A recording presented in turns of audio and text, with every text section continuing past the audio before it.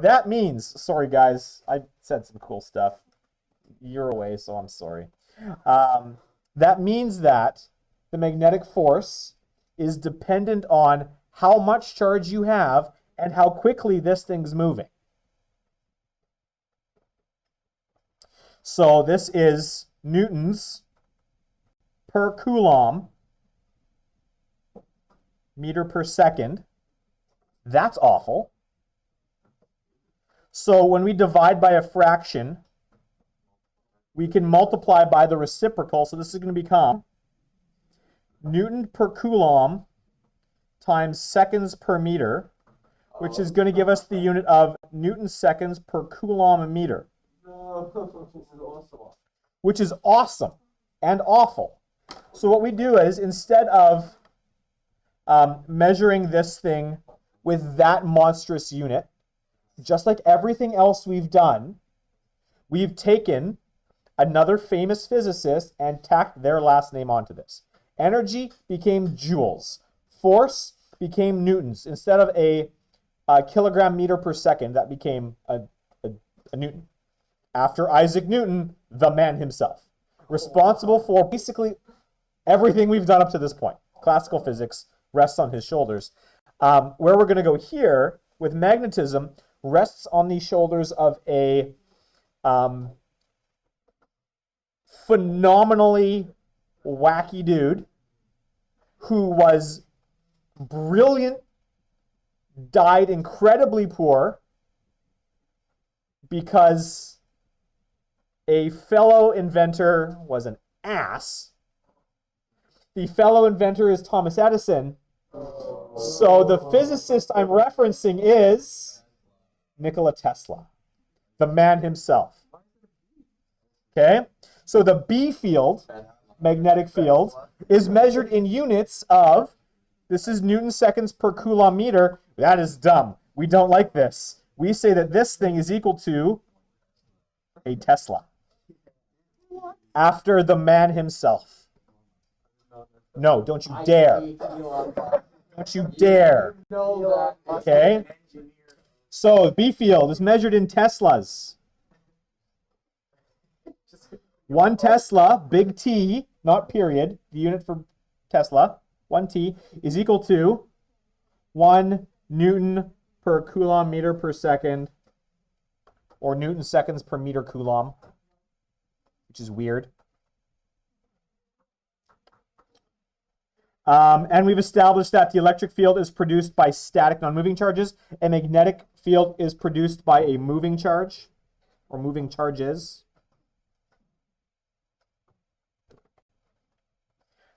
Because electric fields and magnetic fields, they're both vectors, they have directions. The vector, the direction that the magnetic field has, is always away from or out of whatever we call a north pole and towards or into a magnetic south pole, which is going to tell you an interesting fact about the Earth here in a moment. Thus, the direction of the magnetic field is the direction that a magnetic north pole would go.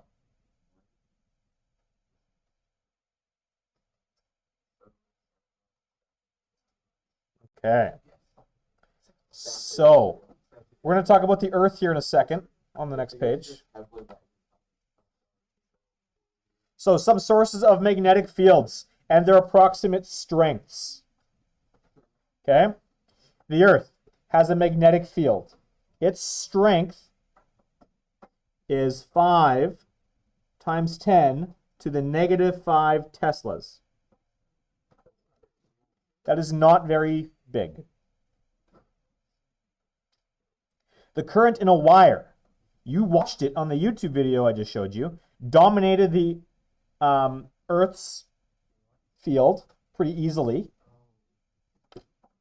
It is only 10 times bigger at 1 times 10 to the negative 4 Teslas, which is why the currents in our walls aren't constantly screwing with our lives. Because if the implication here is that a current carrying wire generates a magnetic field, that means we got magnetic fields cruising through our building everywhere there's a wire.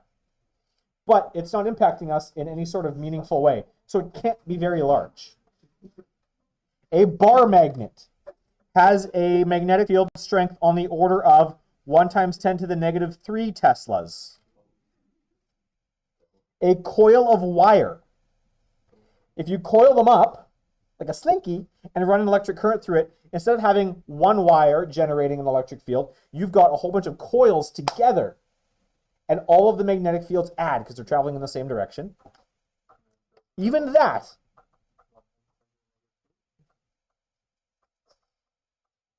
On the order of. Wait, so if you had that same wire, you could coiled it up, that would give you more. I mean, the more you coil it, the stronger the magnetic field is going to be. This is the basis for what's called an electromagnet. If you've ever seen like the classic movies where you have the magnet goes over top and it picks up a car and then drops it, that's an electromagnet. Really easy to operate because all you have to do is flip a switch and run a current, and now you've got a big magnet. Because a current carrying wire generates a magnetic field. So what they do is you just take a single length of wire, wrap it a whole bunch of times, and we're going to look at what the relationship is between the number of wraps, the strength of the current, and the strength of the magnetic field that is produced. We're going to look at that here today. Maybe not today, maybe tomorrow. But you can generate a magnetic of whatever strength you want. Typically, they're not very powerful, because we're going to jump to this guy here. This is called a tokamak fusion reactor. Okay? Nuclear fusion currently is a ways off. They are working on generating a way to fuse hydrogen, basically what powers the sun, to create a nuclear reaction that they can then harness the heat of and then steam, and then away we go. The strength of the magnetic fields required by the tokamak fusion reactor is on the order of 1 to up to 10 Teslas. So the magnetic field strength, 1 Tesla, is a monstrous magnetic field. And then it just gets bigger from there. What's a MRI? An MRI, the strength of a... that's a good question. I know they're pretty powerful. They're pretty powerful stuff, yeah. That's a good question. Strength of mag field in MRI. Ooh, okay.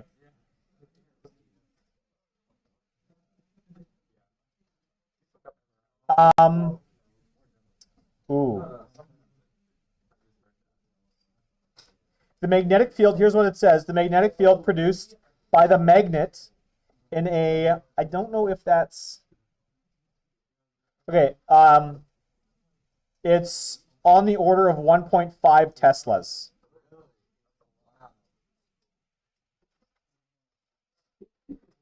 Yes. An MRI machine generates a magnetic field around 1.5 Teslas. So this is why when you're going into an MRI, it becomes important to remove all bits of metal. If you've seen the TV show like House, there's been a number of episodes where people have metal implanted in them. They don't necessarily know it's there, or they're unconscious. They get shoved into an MRI. MRI gets turned on, and horrible things happen. Yeah, the TV show House. Oh, okay. We'll talk. Give me a sec. We'll move on. We'll come back to it. So then why don't they just put like one of the greatest medical shows of all time? Put like 10 MRI machines instead of a tokamak fusion? Okay, flip the page. Here we go. Moving on. Ignoring Ashton.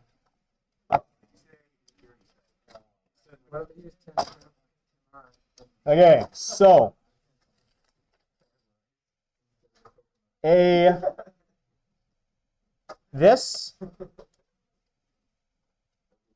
single magnetic pole has never been observed. In fact, if it were observed, it would break all known laws of physics. What? Okay? The way the laws surrounding electricity and magnetism currently exist is that one of those laws specifies that what are called magnetic monopoles cannot exist. Not only have they never been observed, they cannot exist.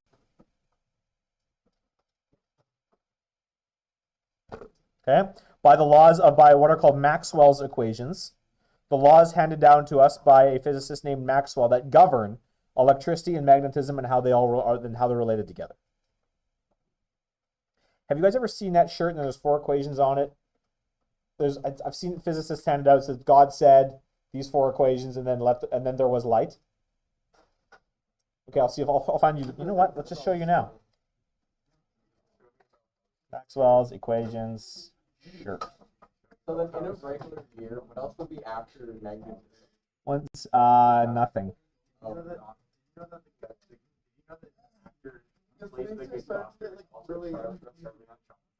Okay, hold on. Back to this. This guy here. This shirt. Ignore him.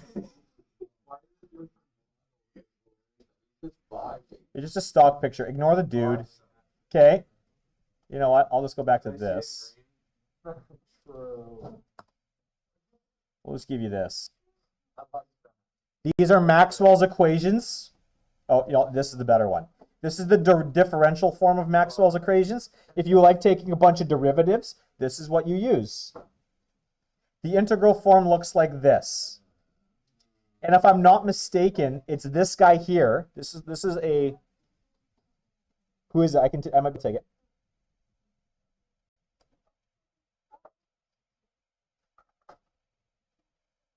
Who is it? Was it a teacher? Oh, we have no idea. Okay. This guy here. Del B. That sign is called del. It's a delta, but they flipped it, so they just call it del. This del is an operator that has a whole bunch of partial derivatives in it. Del.B is equal to 0. This one, if I'm not mistaken, is the magnetic monopoles are not allowed to exist law. This is what's coming in your future should you take E&M 3. And this is where stuff gets awesome. Okay? If you were at all like me, I struggled with physics in high school because I didn't have, I didn't know that this is what was out there. I hated the mechanics portion of this. Kinematics, momentum, not my jam. And so if that's not your jam, there's hope for you. Okay? I hated it. And so I didn't think I was going to go on in physics until I went and talked to my chemistry teacher because we were doing a whole bunch of stuff, like all the quantum mechanics stuff, the quantum numbers and the orbital stuff in Chem 11 that you see. I went and talked to my chem teacher and I said, this is cool. How do I study this more? He said, it's actually quantum mechanics. This is physics. You got to do a physics degree. I was mad because I did not want to do physics because it was taught to me poorly. And so I said, fine, I'll suffer through. And I hate E&M. I didn't even know E&M was a thing. And then E&M shows up. And this is, yeah, I love this stuff. So magnetic monopoles cannot exist. If they did, this is what would happen. The reason we talk about magnetic monopoles when they can't exist is because we talked about single charges, positives and negatives. And so that's the natural connection. A north pole is like a single positive charge. A south pole is like a negative charge in that magnetic field lines go out of a magnetic north pole and into a magnetic south pole. They cannot exist as a singleton. They can only exist as a couple together. And so you get something that looks like this. This thing is called a dipole. A magnetic dipole. Chemistry, you would have talked about dipoles because you have a partial positive and a partial negative on a water molecule. So water is a polar molecule. It has an electric dipole. This is a magnetic dipole. Magnetic field lines go out of north and into south, following this path here. They're not circles because they fall off like r squared, just like electric fields do.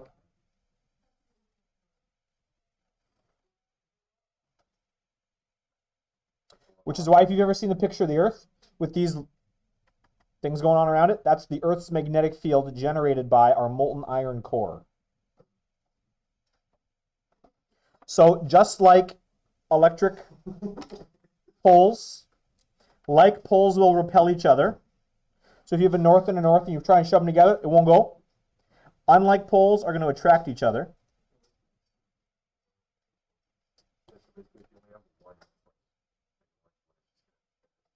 Because north is going to go, it's going to go out of north and into south.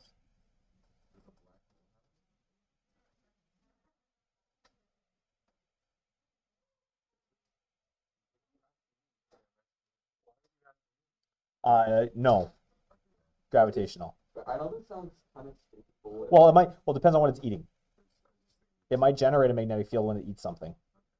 But what if we cut a dipole magnet in half? Then if you cut a dipole magnet in half, then all of a sudden you go to North Pole and South Pole again. I thought you.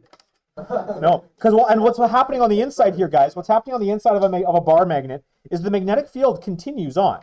It goes that way.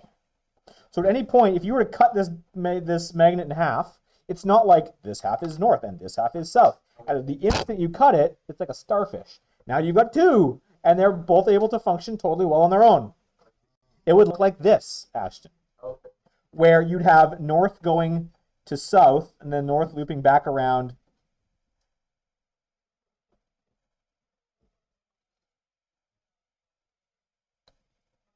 Looks something like that. It depends on the strength of it. It could, yeah. The close ones would, yes. But the further ones out would not, yeah. You're right. These ones would all go straight over this way. Well, it depends on the distance between here and here and the length of that magnet. It might if the distance is great enough. So, again, I've said it already because Ashton asked a question. Real magnets are not dipoles since the magnetic fields form a closed loop through the magnet. Ashton asked the question, so I've already said it. There it is. Sorry? I don't even believe it. And I love it. It's great. Flip the page if you haven't already. So, the compass needle, let's talk about a compass, is a tiny magnet that spins very easily. It's floated there in water. There's not a lot of friction there between the pin and the magnet. The arrow tip of the compass is a tiny north pole, and the other end is a south pole. So you can view it as a bar magnet with a north pole and a south pole.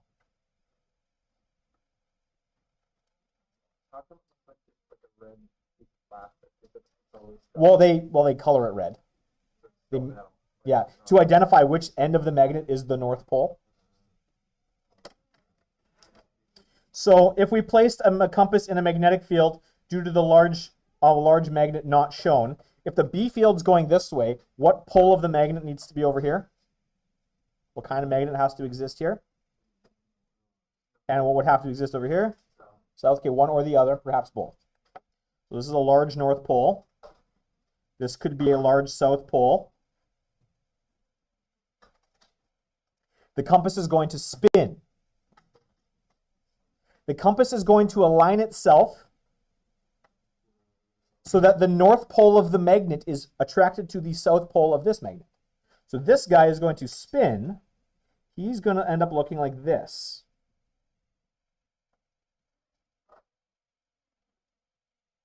Okay, that's our magnet, having now spun that way.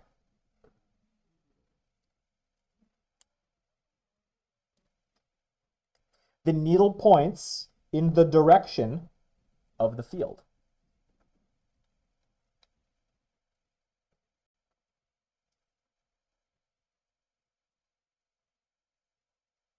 Do I need to write down because the north end of this is attracted to the south end of this, or are we cool? Are we good enough with that? Grisha. How does the compass become more like the Earth's magnetic field instead of like all the other? Because the distance from the field, the further you are away, we're going to look at how the magnetic field is related to the distance you are from the field in tomorrow's lesson. I think. Maybe the lesson after that. But basically, you're far, a compass just sitting in the middle of the room is far enough away from all of the current hanging out in all the magnetic fields created by the currents in the walls. But the Earth is large. Fun fact. And so even though the Earth itself creates a fairly small magnetic field, the raw size of the Earth means that when you're far away from all of the magnetic fields generated by the walls, you are never very far away from the magnetic field from the Earth. Well, we've already seen what happens when you're right beside it. That was the video I showed you at the beginning. That's the video I showed you at the beginning.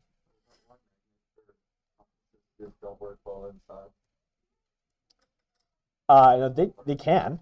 They could not, but yeah, it's because of the magnetic field. I would have, if you had a compass right now, there'd be no problem with it. But the other interesting, there's a couple implications here. Okay, the first implication is this: a compass, we've already established, the north pole of the magnet is attracted to the magnetic south pole of another magnet. So if my compass north is pointing that way towards the quote-unquote North Pole, what magnetic pole is actually here? That is a magnetic South Pole. So why are compasses labeled the way they are? Because the compasses are what's correct. It's the Earth that's screwy. Why do we label the north and south? This is another one of those scenarios where physicists were like, people were like, we think it's this way. That's north, there's the North Star, so that's where north is going to go. And they're like, oh, magnets, they point north, so we're going to call that north. But then when they dig into the fields a little bit more, they're like, oh, wait a second. North actually is the direction that the field is going into a south pole. Oh, well, we have hundreds of years of navigation that depend on everything staying the way it's going to depend, so we'll just remember that the geographic North Pole is actually a magnetic South Pole, because agreeing on that is easier than fixing hundreds of years of navigation. Yep, and that will mean something only to a bunch of Physics 12s. Everyone else will be like, we've already had this discussion, move on. Because you are not the first person to suggest that. Magnetic South Pole, so the South Pole is actually a magnetic North Pole. No. It has nothing to do with that. North is north. Well, no, you're wrong. North is south, and south is north.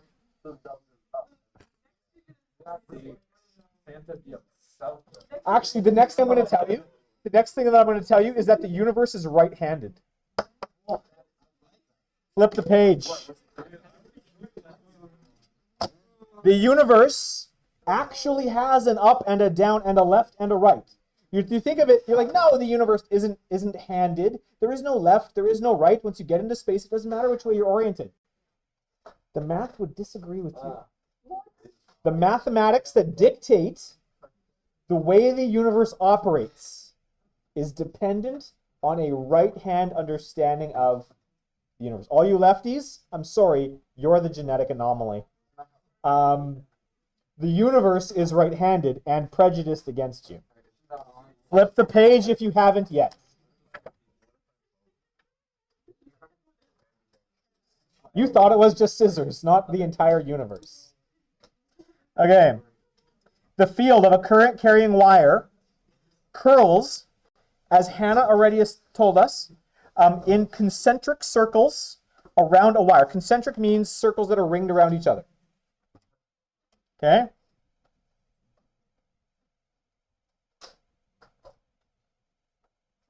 Okay? And they travel all in the same direction. That word curl is capitalized because there is a mathematical operator connected to that we aren't going to deal with, but you'll see one day, should you choose to go on in physics.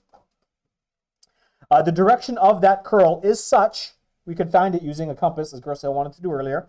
The direction of the curl is such that if you grabbed the wire with your right hand, here's the wire, my hand comes in and grabs the wire.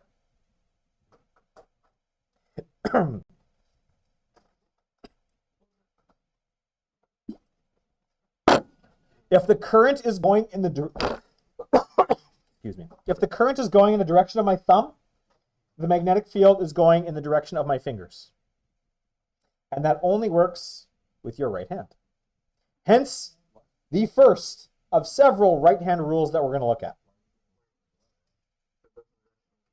We could prove this if I had a current carrying wire and a compass. We could verify that this is true.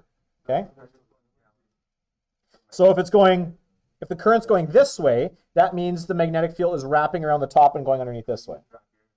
Yeah, you just grab the wire on the page, and that will tell you the direction of the magnetic field.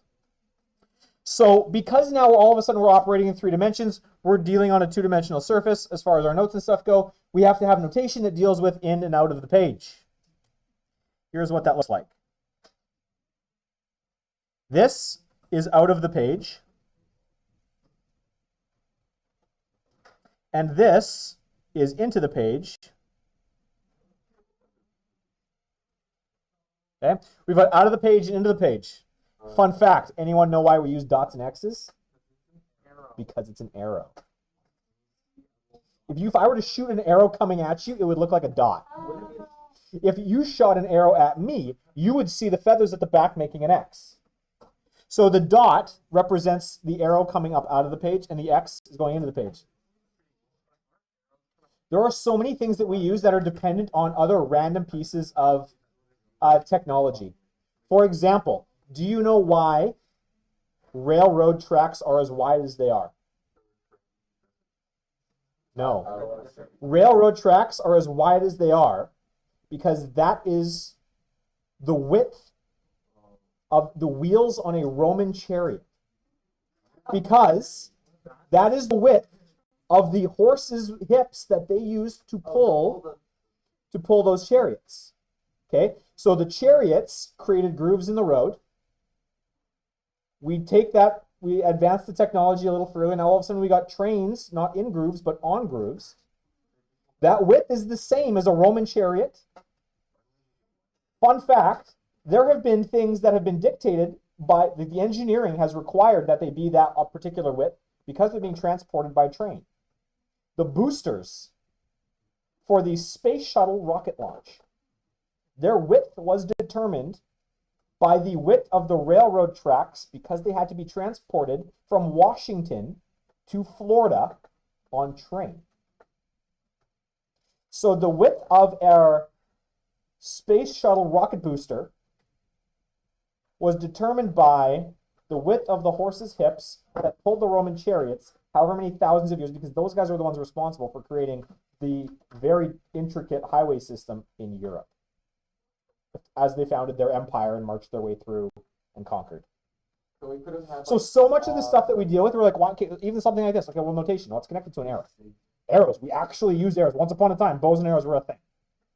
Okay, so much of the stuff that we use is connected to stuff from ancient history. Fun fact, rocket boosters, horses' hips, all comes together. There we go, flip the page. There's lots. I don't have all of them, but and only, I mean, I've taken the history of math, history of physics courses. I got a few like that, but they fade over time. Yeah, I've taken 3 of them. I took, in my undergrad, I took a history of math and a history of physics. In my master's program, I took a history of math, master's level. I wrote a whole paper on zero. It was a super fascinating paper, actually. But if you can take, especially if you end up, they probably don't do it anymore. The history of physics, if you ever take a history of math or history of physics course, you want to take it with the oldest possible professor. Because my history of physics course was basically just wacky stories from the past while we drank beer at the pub. We had class at the pub. It was awesome. Okay? It was one of the he said, well, and it was interesting. He said, because I gave you a course syllabus at the beginning, right? It was like, this is the content that we're going to cover. Here's how you're going to get graded. He gave us one of those. He said, this is the official syllabus that's on record with the university. If anyone asks, show them this. And then he handed us a second one. And it said, this is what we're actually doing. Don't tell anybody or show anybody. This is better. We wrote 2 papers. We had lectures. It was videos. We had pub. It was awesome. It was one of the most wildly entertaining courses I've ever taken. And he was old. This guy was like 80. It was awesome. And the only reason he came back is because he lost all his money when the stock market crashed in the early 2000s. That's the only reason he came back to teach. And it was wild. His name was Rob Woodside. It was awesome. Yes, it was kind of like Community. Okay, so we're going to finish this up here. We're not going to do more than this lesson. Oh, yeah, we're almost done. Here we go. We're going to draw the magnetic field curl pattern as the current flows from left to right. So if the current flows from left, you put your thumb in that direction. You have to use your right hand. You grab the thing, which means that my magnetic field is going into the page there and up out of the page there. So I draw it with these X's into the page. You don't have to draw the circles around the X's if you don't want to. Typically, it's not drawn. It will be in the book, but typically when you do them on your own, it won't be. And dots up out of the page here, corresponding to all of the X's that you've drawn before. Okay, that's the first one. Current into the page is the next one. So you take your thumb, right hand thumb, lefties, into the page, and you curl your hand around the thumb. Well, what does that mean? The thing's going this way. Thumb into the current, and the direction your fingers wrap around your hand is the direction of the magnetic field, which we're going to call B.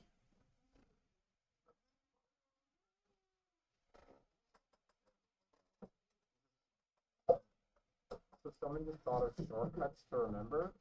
Yeah. Basically? Well, and as you learn more advanced mathematics, lots of it's dependent on a right-handed system. Oh yeah, yeah. When the exam for this section is always super entertaining because as a teacher, I remember being a student. You're sitting there, you're watching. And there's actually another right-handed rule I'm going to teach you guys, and you guys are going to be like this, moving around, like, oh yes, and then you write them. Yeah, but no, Blake, no, not both, just the one. You have to do just the one. Okay. Next one. Here we go. Keep going. Yeah, they're like physics gang signs. The current down the page, guys. Let's keep it going. I know I get off topic really easy, but that's okay. It's entertaining. Thumb goes down the page. Fingers go into the page, which means they're coming up on the other side of this wire. So they're going in here. And for every X on that side, you have a corresponding dot up on this side, which means that it's going up, over, and around.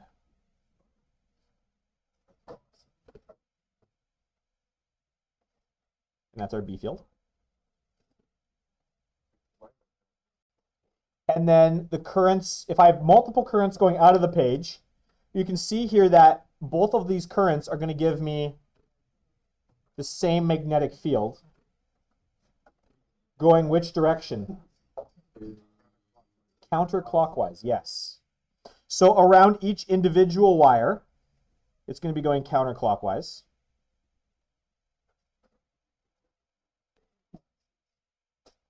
But as you get further away, all of a sudden these two wires are going to combine and give you a magnetic field, a larger one, going around the outside of both of them.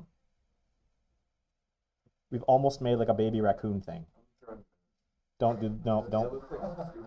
Flip the page.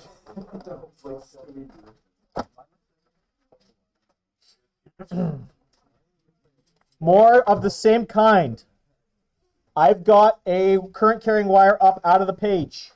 What is the direction? Okay, now instead of giving me the entirety of the circle, I want directions at specific locations. So I've got a B field generated by a current carrying wire up out of the page. At this field point, what is the direction? At just that point. We're not drawing the whole path, though. It would be straight up. Why is it straight up, Blake? Because it's a tangent to the circle at that point. Because if we look at what's happening here, I've got my thumb up out of the page, which means this thing's going to loop around, creating a circular magnetic field. No, not there. We're getting there. We're not there yet. So if you've got a circle, and you want to know the direction of something at a particular point, similar to our discussion in circular motion, the direction of the magnetic field is always tangent to the circular magnetic field itself at any single point.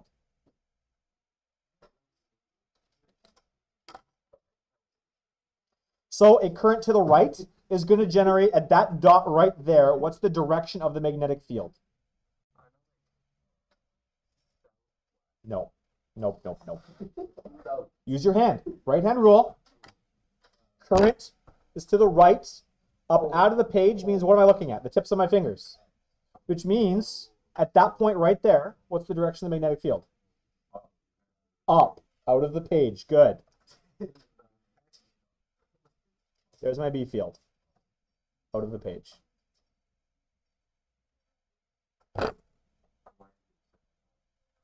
The one dot's the field point. The second dot is the dot that I drew to represent up.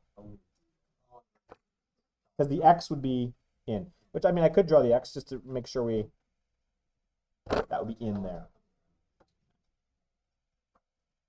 If the current's going down the page and this is my field point, and Mal, what's the direction? It is, when you say down, what do you mean by down? Like down into the page or down the page? It's into the page. Good.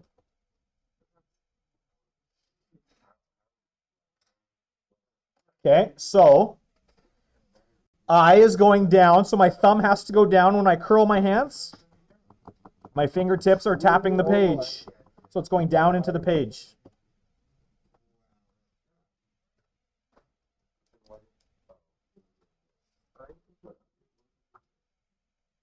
The thumb always has to go, Zach, in the direction of the current. Don't close the fist. Use the fingers to show, because the fingertips are going to be the direction of the magnetic field. Make like a claw hand. Like those awkward pictures of dudes meeting famous women. Yeah. The hovering hand, the claw hand. Yeah, that's what you want to do. Okay. Current into the page. So the thumb goes down into the page. What's the direction at that point right there? I want to see all of you doing this. If you're just doing it in your head, you're not going to be able to figure this out later. Be practicing this thing now. The current is going into the page. So yeah, Ashton's going to be going clockwise. So at this point right here, it's going to be going just up. The whole field is going clockwise. But I don't want the whole field. I want at that point right there. At that point right there, B is going up.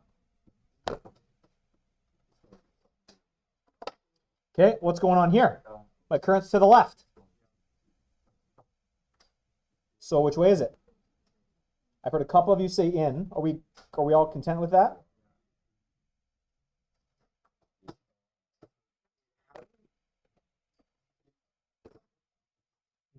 Either spin the page or spin your body.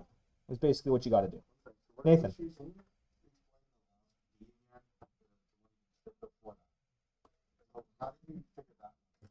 Thumb's going into the page. So at any given point on the circle, it's tangent to the circle. So if the circle's going clockwise, as my fingers are, at any given point, it's tangent to the circle. So here, tangent to the circle is straight up.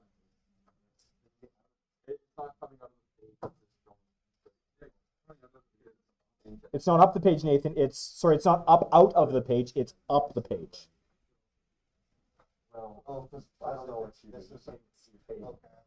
Okay, I got 6 minutes and 2 more to do. There's 2 currents. The net field. Now we're going to start summing fields. What's the direction from wire 1? Right there. It's going up. It's this way. So on the top side of the wire, it's going up and over. On this side of the wire, it's going down and in as I dislocate my wrist. Yeah. So here, wire 1 is going in. So I'm going to call that B1. Wire 2, thumb goes in direction of the wire. You should all be doing this to help wrap your head around this. That's going that way. Current's going in. It's still going in from B from wire 2. So a wire going this way and a wire going this way are going to have electric fields that add. Sorry, magnetic fields that add going into the page between them. But see, what we're going to do is we're going to look at what happens when you have because a current carrying wire creates a magnetic field, but a magnetic field has a force on a current carrying wire. There's a relationship there, which means something's going to happen to these two wires. Either they're going to come together or they're going to get pushed apart, which is what we're going to look at in tomorrow's lesson.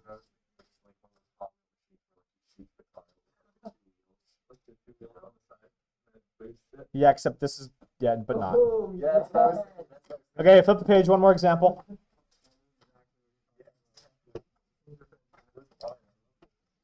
Now bringing it all together. At the point X, field point right there. The field of wire 1 is 2.5 times 10 to the negative 5 Tesla, and the field from wire 2 is 1.2 times 10 to the negative 5 Tesla. We want to find the resultant magnetic field and direction. So let's look at wire 1 first. Wire 1, I'm going to do in orange. What's the direction of the magnetic field from wire 1? At this point specifically. The whole thing is looping clockwise. So at this point it's going left.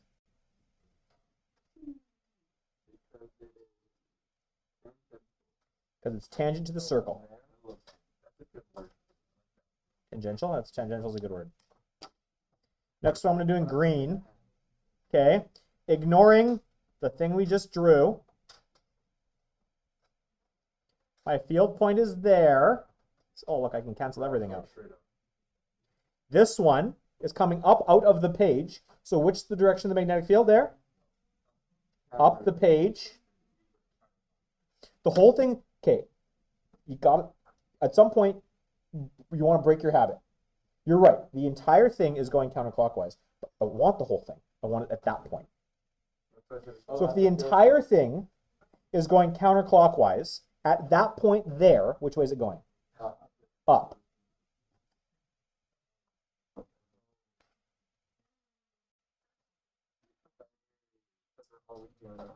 Look, we have two magnetic fields. Magnetic fields are vectors. I told you in the previous one, if they're going in the same direction, we add them. Well, they're going in different directions here. They're perpendicular to each other. We can still add them. How do you add two objects that are perpendicular to each other? Using vectors. So vectors mean I add them tip to tail. So I've got my vector, my orange vector, the B from wire 1, and I'm going to take my green vector and I'm going to move it so that the tail of green is at the tip of orange. Here's B2. Yeah, you betcha. It all comes back. Creating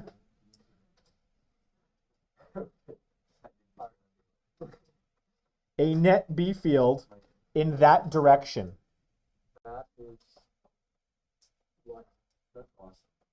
And we can find exactly what it is. Because we know B1 is 2.5 times 10 to the negative 5 Teslas, and B2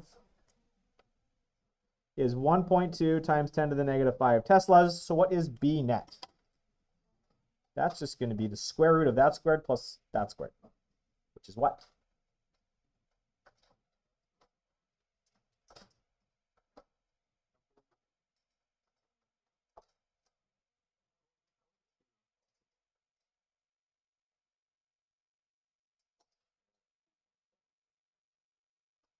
.77 times 10 to the negative 5. Can anyone verify that? Hannah got the same thing? 2.77 times 10 to the negative 5 Teslas is the strength of the magnetic field, and we can find a direction. What's that angle right there?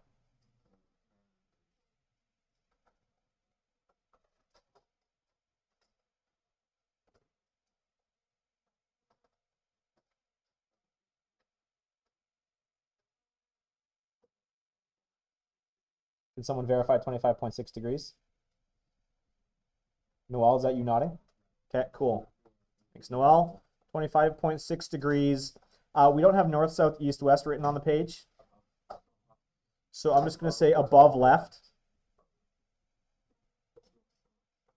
Because that's what we've done. We've gone up from left. And it's 11:44, so if you flip the page, I'll tell you what I want you to look at for homework.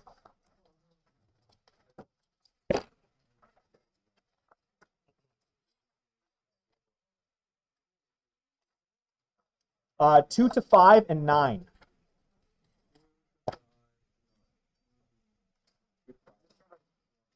Two to 5 and 9 is what I want you to look at. And it is 11:45. You may go. Have a great day. I'll see you tomorrow.